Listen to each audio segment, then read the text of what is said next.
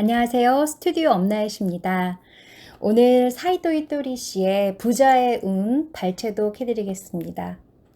100% 내 책임이라 여길 때 답이 보입니다.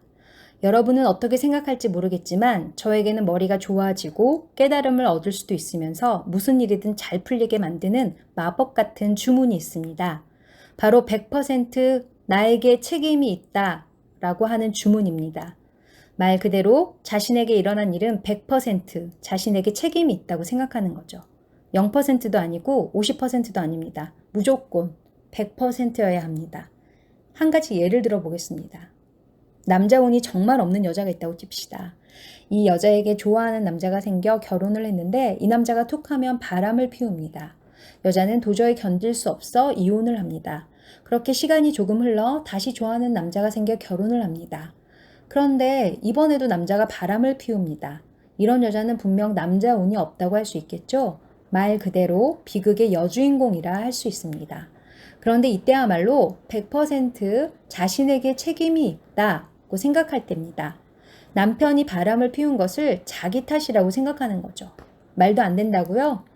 그런데 놀랍게도 이렇게 생각하면 새로운 사실을 알게 됩니다.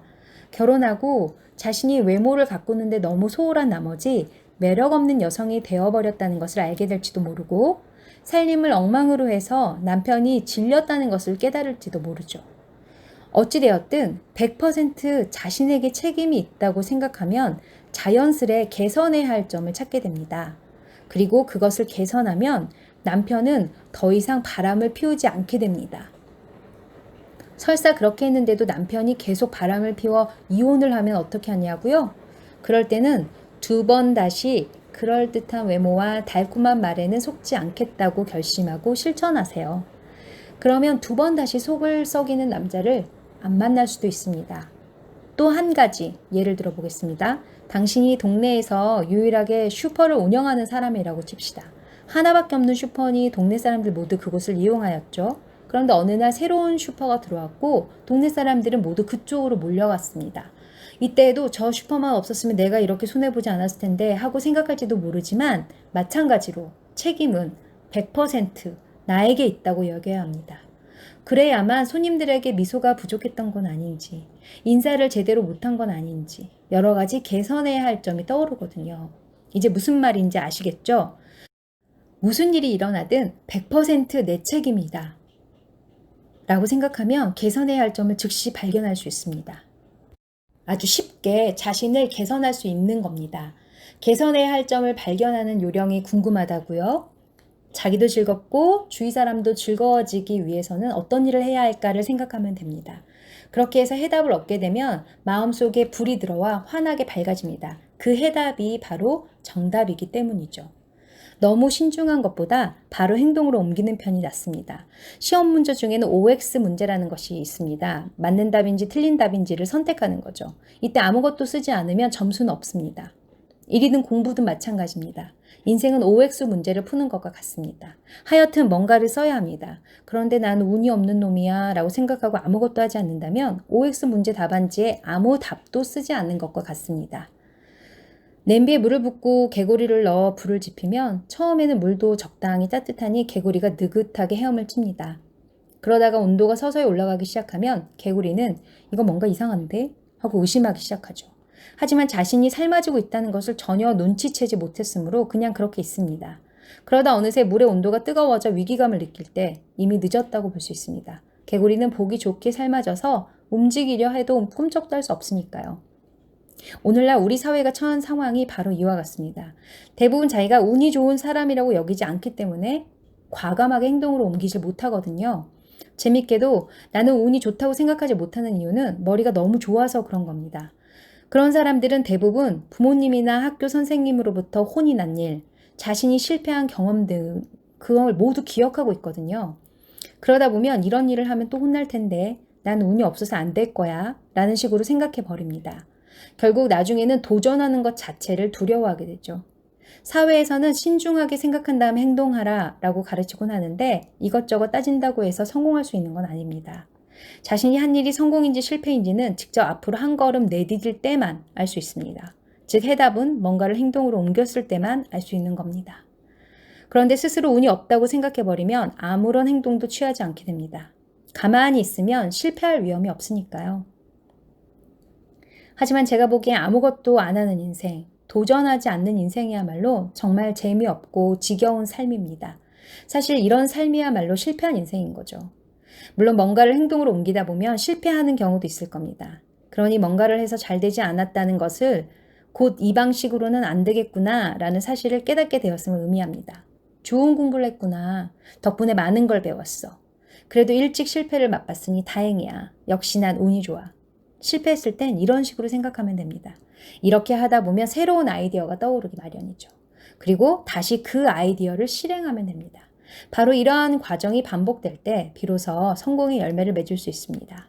가령 가게에 손님이 없는 날은 어떻게 하면 될까요? 그날은 아래와 같이 생각하면 됩니다. 오늘은 손님이 뜸하네. 새로운 손님을 끌어들일 아이디어를 짤 수 있는 여유가 생기니 나는 운이 좋군. 운이 없다고만 생각하면 뭔가를 하려는 의욕이 생기지 않습니다. 기껏해야 이대로 손님이 없으면 정말 큰일인데 하는 푸념만 늘어날 뿐입니다. 운이 좋다는 말에 힘을 빌려 힘차게 한 걸음 내디디세요. 결과와 상관없이 한번 해보는 겁니다. 그러면 자연스레 새로운 아이디어, 성공을 위한 아이디어가 떠오릅니다. 그리고 이렇게 운이 흘러들어옵니다. 운이 운을 부른다는 말은 바로 이런 것을 뜻합니다. 400번은 반복해서 말할 수 있어야 가르칠 자격이 있습니다. 우물을 팔 때 땅을 대여섯 번 삽질하면 물이 나오겠지? 라고 생각하면 큰 착각입니다. 이는 각오가 한참 부족한 겁니다. 그럼 삽질을 얼마나 하면 될까요? 물이 나올 때까지 우물을 파면 됩니다. 그리고 깊은 우물일수록 물은 깨끗한 법입니다. 사람도 마찬가지입니다. 다른 사람에게 뭔가를 가르칠 때는 상대가 할 수 있을 때까지 가르치면 됩니다. 저의 제자들은 하나같이 많은 직원을 거느린 경영자이자 사업가입니다. 하지만 이 사람들이 애당초 사업가는 아니었습니다. 그들은 원래 고작해야 조그마한 다방을 운영하거나 직장 생활을 했거나 지압사 혹은 신문사의 계약 사원이었죠.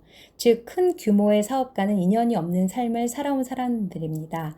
저는 이런 사람들에게 사업에 대한 갖가지 지식을 가르쳤습니다. 그런데 이런 말을 하면 사이토 씨, 아무것도 모르는 사람들에게 사업을 가르쳤다니 많이 힘드셨겠네요 하는 분들이 있습니다. 물론 바이올린을 본 적도 만져본 적도 없는 사람에게 바이올린 켜는 방법을 가르치는 건 보통 일이 아닐 겁니다. 하지만 가르치는 쪽에서 이 사람이 못해도 내가 대신 켜주면 되지 라는 다부진 각오로 임한다면 상대방은 어느새 바이올린을 켤 수 있게 되는 법이죠. 저는 평소에 이런 생각을 하곤 합니다. 사람에게 뭔가를 가르치는 일은 같은 말을 400번 반복할 수 있느냐 없느냐에 달려있다. 그런데 각자 개인차가 있으니 사실 400번 말해도 잘할 수 없는 경우도 있습니다. 그럼 어떻게 하냐고요? 저는 꽤 느긋한 성격이라서 400번을 말해도 못 알아들으면 900번은 말합니다. 앞서 말했듯 사와 구를 합하면 좋아지게 되어 있으니까요. 이래도 못 알아들으면 어떻게 하냐고요? 그럼 1500번 말하면 됩니다. 물론 제자들은 저보다 더 뛰어난 사람들이니까 실제로 같은 말을 수백 번씩 한 적은 없습니다. 저희 제자 중에 평소 정말 책을 안 읽었던 사람이 한 명 있습니다. 저는 그 사람에게 이 책 정말 재밌어. 밥 먹고 잠자는 것도 잊어버릴 정도야. 이런 책을 만난 너는 정말 운이 좋은 거야. 라는 말을 몇 년 동안 했습니다. 적어도 1000번은 말했을 겁니다. 그랬더니 어느새 스스로 책을 찾아서 읽고 급기야 자기가 글을 써서 책을 내기까지 하더라고요. 운이 좋은 사람이라고 자부하는 저도 정말 깜짝 놀랐습니다. 뭔가를 가르칠 때 상대방에게 소질이 있느냐 없느냐는 그다지 문제가 안 된다고 봅니다. 또 상대방이 의욕을 가지고 있느냐, 그것도 그렇게 중요하지 않습니다. 중요한 것은 가르치는 쪽이 상대방이 할 수 있을 때까지 가르칠 각오가 되어 있느냐는 것입니다. 한두 번 정도 가르치면 그걸로 충분하지 않느냐고 하는 사람도 있지만 한두 번에서 할 수 있다면 그 사람은 천재입니다. 하지만 세상에는 천재가 아닌 사람들이 훨씬 많지 않나요? 나는 천재를 가르치고 싶다고 생각하는 건 그 사람의 자유입니다만 그렇다면 과연 내가 천재를 가르칠 수 있을 정도로 천재인가?를 한번 생각해 보세요. 왜 저번에 가르쳤는데도 아직도 못하는 거야? 화를 내는 것보다 400번 가르쳐서 안 되면 900번, 900번 해도 안 되면 1500번, 그래도 안 되면 다음 생에 할 수 있으면 된다고 생각하는 게 훨씬 마음이 편합니다. 신은 여러분을 한 번뿐인 파티에 초대하였습니다. 제가 황당한 말만 하는 것 같지만 사실 하고자 하는 말은 단순합니다. 여성이라면 자기 관리 차원에서 외모에 신경을 쓰는 것이 좋습니다. 옷은 밝은 색으로 입되 어두운 색 옷을 입더라도 액세서리를 걸치면 됩니다. 그렇다고 비싼 액세서리를 할 필요는 없습니다. 그저 반짝반짝 빛나는 것이면 됩니다. 싸구려라도 전혀 상관없어요.